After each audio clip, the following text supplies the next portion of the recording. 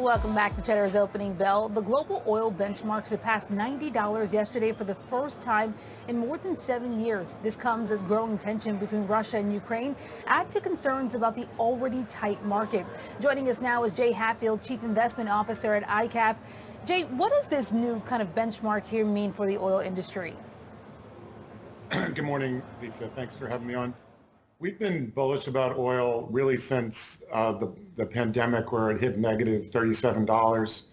But the new dynamic now is that it's not just the Ukraine situation, but Europe has failed in their energy transition.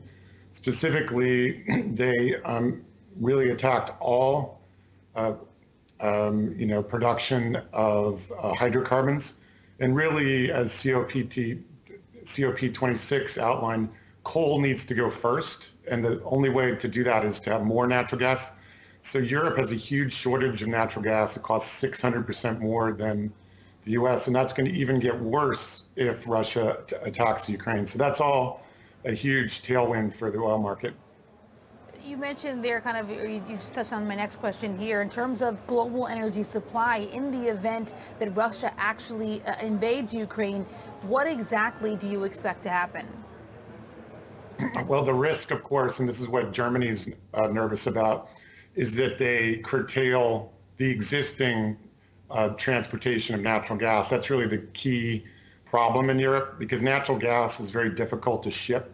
You have to cool it to negative 250 degrees Fahrenheit to ship it, whereas oil is extremely easy to. So it won't be impactful if Russia just limits its exports, because that can be substituted, but natural gas really can't, because we have constrained export facilities in the US. The US is the biggest producer in the world by far, and also has really a surplus because it's really a waste product of drilling for oil.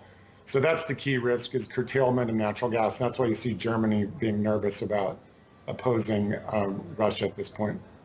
Yeah, to your point earlier, several European companies kind of left itself kind of exposed to the dependency that it's coming up against right now in terms of that risk. The oil market really has already been battling kind of inventory struggles, high energy demand.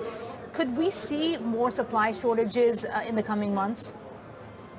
Well, we think we probably will hit 100, although we've come pretty far pretty fast. And by the way, there's probably $5 of excess in the price right now that assumes, global risk, which includes the potential attack of the Ukraine.